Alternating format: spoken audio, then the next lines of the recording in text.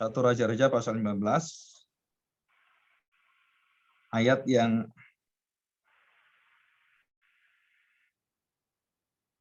saya bacakan ayat yang pertama sampai 3 dulu ya.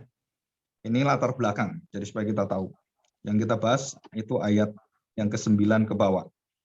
Ketika Ahab memberitahukan kepada Izabel segala yang dilakukan Elia, perihal Elia membunuh semua nabi itu. Jadi 450 nabi ya, dengan pedang. 2, maka Izabel menyuruh seorang suruhan mengatakan kepada Elia, beginilah kiranya para Allah menghukum engkau. Bahkan lebih lagi daripada itu, jika besok, ini menubuatkan, jika besok kira-kira pada waktu ini aku tidak membuat nyawamu sama seperti nyawa salah seorang dari mereka itu, dan ini ancaman, bahwa kamu akan dibunuh, kamu akan sama dicincang, ya, dipenggal kepala. Apa yang terjadi? Apakah kita melihat Elia kemudian sebagai pemberani dan orang yang kalau kita lihat, ya namanya nabi kan nggak takut gitu. Tetapi kenyataannya adalah terbalik. Maka takutlah ia, Elia, lalu bangkit dan pergi. Jadi dia melarikan diri, pergi. Menuju kemana? Menjauh dari Isabel dan Raja Ahab. Untuk apa? Dan pergi menyelamatkan nyawanya. Dan setelah sampai ke Beersheba, yang termasuk wilayah Yehuda, ia meninggalkan bujangnya di sana. Jadi dia punya bujang. Tetapi ia sendiri masuk ke padang gurun sehari perjalanan jauhnya, lalu duduk di bawah sebuah pohon arar. Kemudian ia ingin mati, katanya, cukuplah itu. Sekarang ya Tuhan, karena Tuhannya besar itu Yahweh, ambillah nyawaku sebab aku ini tidak lebih baik daripada nenek moyangku. Jadi dia merasa tidak lebih baik itu artinya ya dia ngomongnya tuh nggak berhasil lah. Gitu. Jadi nggak bisa melakukan apa yang diinginkan oleh Tuhan. Jadi dia merasa udahlah berhenti sajalah saya mengikut apa yang diminta oleh Tuhan. Ayat kelima, sesudah itu ia berbaring dan tidur di bawah pohon arar itu. Tetapi tiba-tiba seorang malaikat menyentuh dia serta berkata kepadanya, bangunlah, makanlah. Ini yang pertama. 6. Ketika ia melihat sekitarnya, maka pada sebelah kepalanya ada roti bakar dan sebuah kendi berisi air. Lalu ia makan dan minum. Kemudian berbaring pula, tidur lagi ya. Jadi berbaring, ya leye-leye gitulah. Yang ketujuh, tetapi malaikat Tuhan datang untuk kedua kalinya dan menyentuh dia serta berkata, bangunlah, makanlah. Sebab kalau tidak, perjalananmu nanti terlalu jauh bagimu. Jadi malaikat ini mengingatkan Elia bahwa memperhatikan kerohanian itu juga memerlukan hal-hal yang bersifat fisikal juga. Jadi kesehatan tubuh, kekuatan tubuh itu juga diperhatikan ya. Jadi malaikat itu memberikan, dan jangan tanya saya, itu dari mana ada roti bakar dan kendi berisi air. Dari mana itu? Ya jangan tanya saya, itu karena malaikat yang ambil dari mana saya juga nggak tahu. Itu kuasa malaikat, dan dia bisa melakukan hal-hal yang luar biasa. Ya, kedua kalinya disuruh makan sampai habiskan gitu ya. Untuk perjalanan 40 hari 40 malam. Nah, untuk apa? Nah, Elia merasa bahwa itu dukungan malaikat itu adalah untuk melarikan diri. Tetapi sebenarnya Elia sedang dibawa ke dalam satu pergumulan, satu menghadapi satu masa depan yang tidak menentu, dan ketakutan, kekhawatiran, dan ketakutan nyawanya juga sebenarnya. Ya, ketakutan nyawanya, dan ketakutan dengan Isabel. Apakah seorang nabi itu kita melihat tidak ada ketakutannya di sana, tidak ada kekhawatiran di sana? Kenyataannya Elia itu nabi yang khawatir, walaupun mujizat-mujizat yang dia lakukan itu luar biasa sebenarnya. Tanda-tanda yang dia lakukan itu hebat sekali. Tapi jangan lupa, Yakobus pasal 5 dengan jelas mengatakan Elia itu manusia seperti kita, sama seperti kita. Jadi artinya apa? Kesuksesan dalam pelayanan, keberhasilan dalam pelayanan tidak menutupi kelemahanmu sebagai manusia, dan kamu tidak steril terhadap dosa dan tidak imun terhadap serangan setan. Nah, ini yang kita harus tahu. Jadi seorang sekali berelia pun bisa mengalami hal seperti itu, apalagi kita yang orang-orang, tanda petik orang-orang biasa, tidak dipanggil seperti Elia pekerjaannya. Nah, kita harus sadari di sini. Maksudnya apa? Satu sisi bahwa kalau saya tidak dipanggil Tuhan, berarti saya mempunyai kelemahan yang jauh lebih besar daripada Elia. Tapi sisi yang lain, bahwa saya dalam kelemahan saya sebagai manusia biasa, saya sama dengan Elia. Bukan hanya sama dalam kelemahannya, sama dengan penyertaan Allah kepada kita. Nah, ini sisi yang banyak orang tidak melihat ini.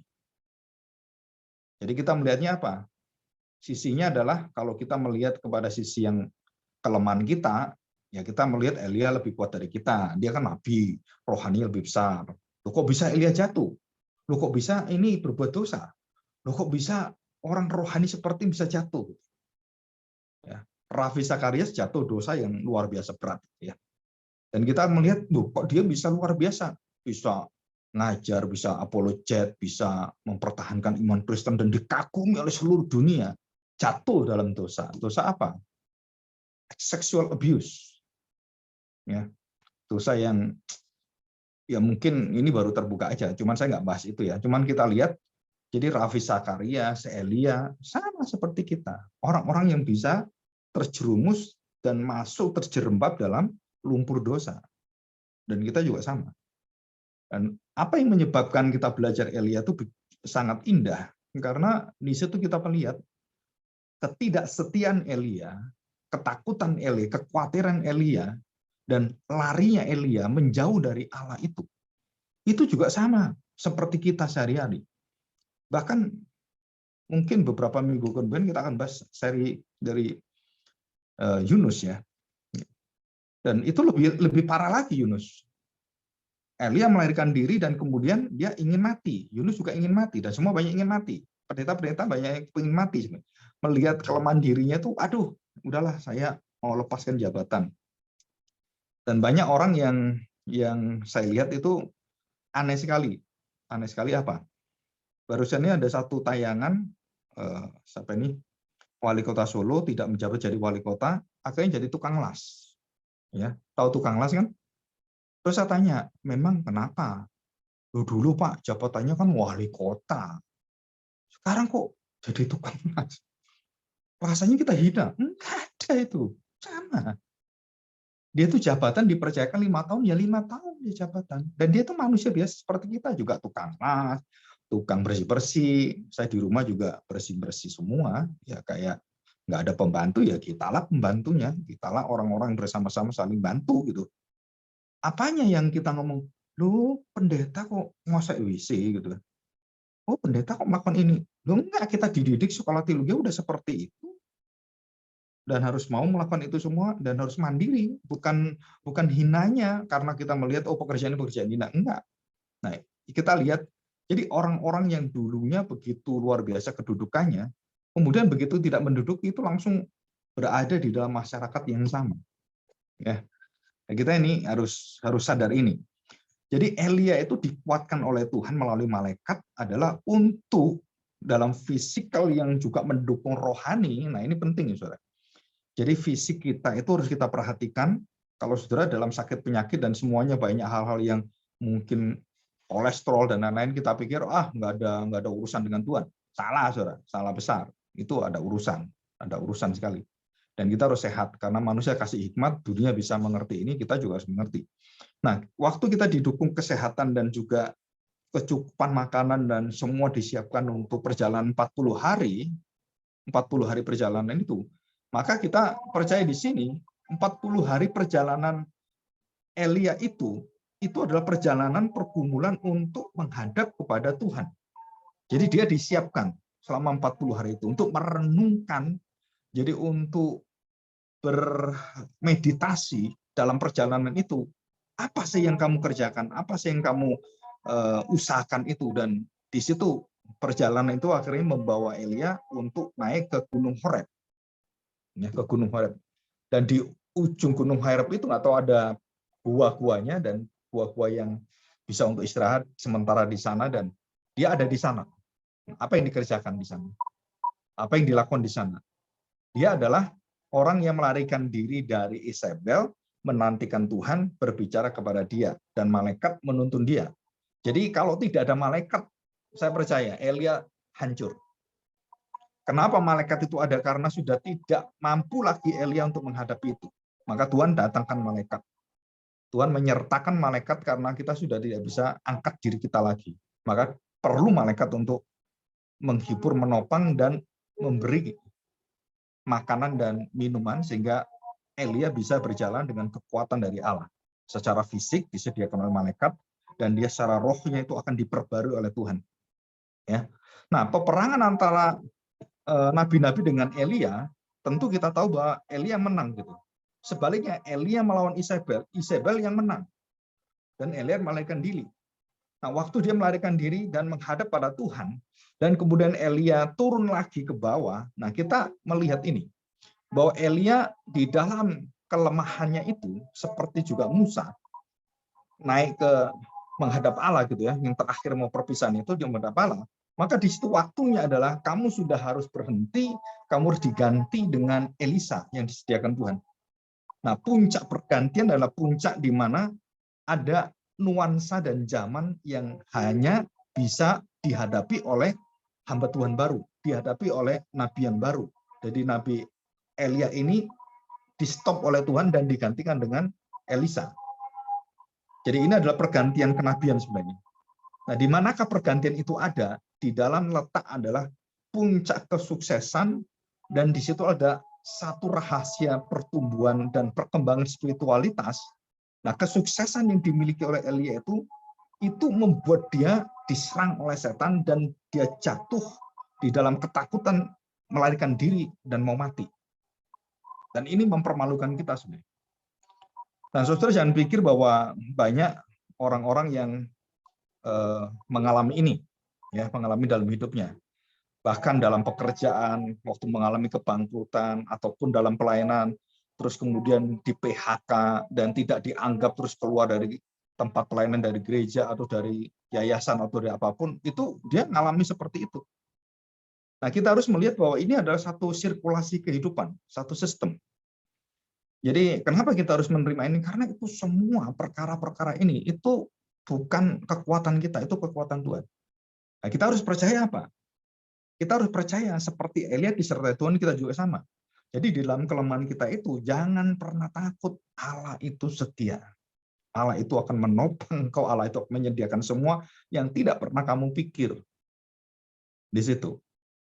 Nah, terus dalam perjalanan Elia dipimpin Tuhan ke Horeb itu, bagaimanakah Elia dipersiapkan Tuhan menghadap dan bertemu dengan Tuhan, dan percakapannya itu percakapan rohani yang sangat penuh dengan syarat dengan pergumulan rohani.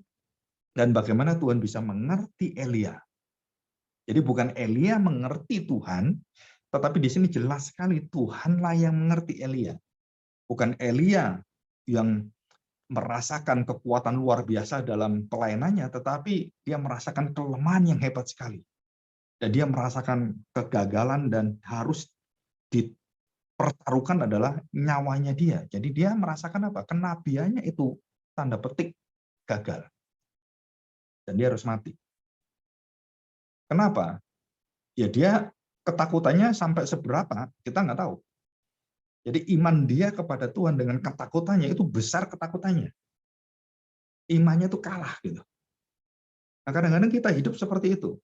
Ketakutan, kekhawatiran kita yang Tuhan Yesus katakan jangan kamu khawatir, itu artinya kamu khawatir dan kamu jangan khawatir, maksudnya harus kamu lawan dengan imanmu. Dan waktu Elia merasakan ketakutan itu menghalangi imannya untuk menemukan Tuhan, dan di situ Tuhan memberikan kekuatan fisikalnya, kekuatan penyertaan malaikatnya, kekuatan firman-Nya, dan kemudian memulihkan Elia. Nah, ini yang kita melihat satu perkara yang indah sekali, bahwa Tuhan yang memanggil Elia, Tuhan yang menyertai Elia, Tuhan yang mengangkat Elia waktu jatuh, Tuhan yang menghormati Elia lagi dan mengangkat dia lagi, dan Tuhan menempatkan Elia, dan sampai hari ini Elia itu menjadi satu tokoh nabi yang tidak bisa dikalahkan oleh siapapun. Elisa pun tidak bisa kalahkan Elia. Karena yang mewakili nabi-nabi ketemu Tuhan Yesus adalah Elia. Jadi Musa mewakili Taurat. tapi Elia mewakili nabi-nabi. Jadi dari panggilan Tuhan Yesus di puncak kemuliaan itu kita mengerti bahwa Elia itu sangat diangkat oleh Tuhan, walaupun kita tahu kegagalannya seberapa jauh. Di sini. Jadi kita memandang manusia itu, apalagi yang rohani, itu dengan tepat. Jadi tidak mengagungkan kemudian orang kayak mendewakan dengan seluruh kemampuannya, tetapi kita melihat ada sisi-sisi kelemahan-kelemahan yang memang kita sebagai tubuh Kristus di dalam gereja itu harus saling menopang.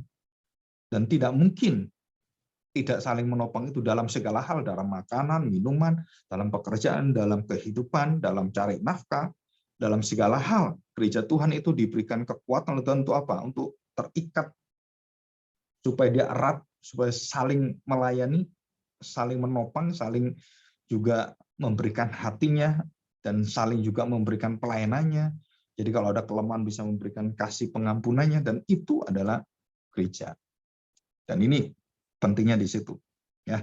Nah, kita akan melihat satu perkataan dari Tuhan ya. Kita baca ayat 9. Di sana masuklah ia ke dalam sebuah gua dan bermalam di situ. Bermalam ya, jadi sudah lewat malam. Maka firman Tuhan datang kepadanya. Demikian, apakah kerjamu di sini, Elia? Perhatikan ya, perkataan Tuhan itu apa? Perhatikan. Apakah kerjamu di mana? Di sini. Di gua ini. Bukan di gua ini aku menanti cintamu. Enggak. Itu kan lagu-lagu pop gitu kan, lagu-lagu orang-orang zaman dulu itu kan. Di gereja tua, di gua tua gitu kan, ada lagu-lagu seperti itu. Nah, yang ditanya Tuhan adalah apakah kerjamu di sini, Elia? Saya tanya, Elia kerja apa? Saya tanya, Elia kerja apa? Dia kerjanya adalah dalam ketakutan. Harusnya dia menjawab apa? Tuhan, aku ketakutan ini.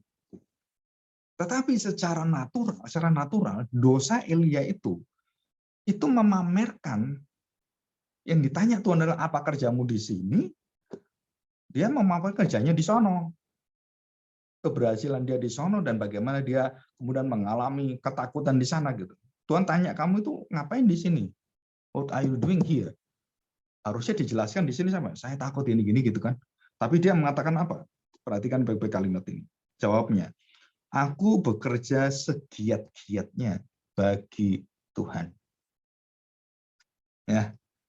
Dan berapa banyak orang kalau berada di dalam pekerjaan pelayanan yang berhasil, yang sukses luar biasa, selalu perkataan adalah, pertama adalah aku. Yang kedua adalah apa yang aku lakukan. Bagaimana aku melakukan. Dan ini adalah udah natur kita. Self-centrisme itu sudah natur kita, termasuk Elia, seorang nabi pun sama. Jadi aku bekerja segiat-giatnya bagi Tuhan, Allah semesta alam, karena orang Israel meninggalkan perjanjian. Meruntuhkan mezbah-mezbahmu dan membunuh nabi-nabimu. Semua dibunuh, tinggal aku sekarang. Dan membunuh nabi-nabimu dengan pedang, hanya aku seorang dirilah yang masih hidup dan mereka ingin mencabut nyawaku. Jadi pusatnya di mana ini? Perkataan Elia ini. Pusatnya di mana? Giatnya dia, bagaimana dia mengalami, dan semuanya itu pusatnya adalah berpusat pada dirinya. Dan dia melihat hanya aku seorang diri yang masih hidup. Hanya aku seorang diri yang masih hidup. Nah, kita baca ayat yang ke-18. Ya, perhatikan ayat 18. 1 Raja 19:18. Tetapi aku akan meninggalkan 7.000 orang di Israel, yakni semua orang yang tidak sujud menyembah Baal dan yang mulutnya tidak mencium dia. Apakah Elia tahu? Tidak tahu. Jadi Elia tahunya siapa? Tahunya dirinya dia, keberhasilan dia, giatnya dia, dan bagaimana dia berjuang melawan nabi-nabi itu semua. Dan bagaimana dia kemudian teman-temannya nabi-nabi semua bersama dengan dibunuh, tinggal dia seorang. Dan kalau kita ngomong, apa yang terjadi dengan Elia ini? Kenapa Elia bisa sampai ketakutan, sampai kekuatan, sampai jatuh seperti itu? Karena dia mendirikan pelayanannya, walaupun atas nama panggilan Allah, itu yang dia kerjakan adalah kemuliaan diri.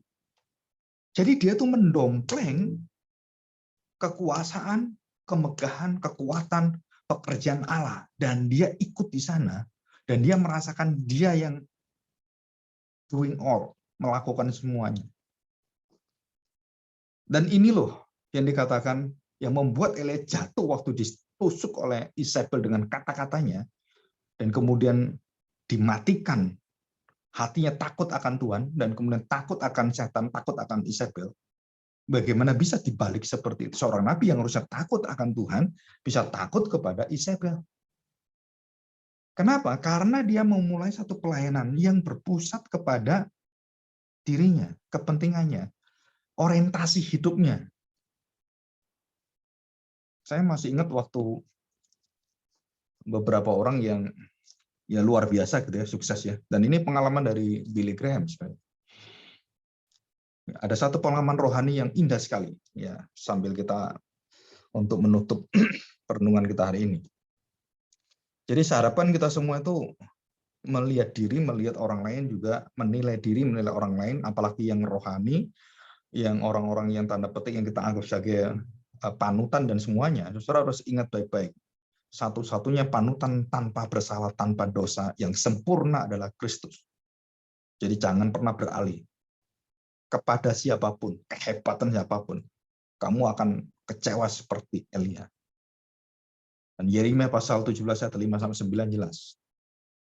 Celakalah, binasalah kamu yang mengandalkan kekuatan dirimu, kekuatan dari orang lain, kekuatan uang, kekuatan pasukan, kekuatan kuda, kekuatan apapun. Kalau kamu tidak bersandar pada hanya kekuatan Allah. Nah, itu kematian. Gagah kuat kita bukan karena kekuatan kita, tapi roh Tuhan. Itu banyak ditulis juga. Nah, dari sini kita melihat apa yang dialami oleh Billy Graham adalah satu yang mengejutkan. Ya, ini dari apa ya, dari apa yang kita lihat sampai anaknya siapa nih, Franklin Graham itu sangat tersentuh dengan perkataan papanya ini, dan banyak orang juga sama ya. Kenapa? Karena dia tuh setelah selesai khotbah, dia tuh dibawa ke satu hotel. Hotel termasuk mewah sekali hotel itu. Hotel yang ada semua lah. Dan di situ ada bir, ada pokoknya namanya hotel di Amerika gitu ya. Dan waktu dalam perjalanan di bis itu, dia pulang, dan dia bertemu dengan satu orang yang saya lupa ini di pesawat atau di bis, saya lupa. Nah, ketemu dengan orang yang lagi mabuk itu. Lagi mabuk, dan orang itu adalah orang yang menerima Yesus sebagai juru selamat waktu Billy Graham berkhotbah. Ya.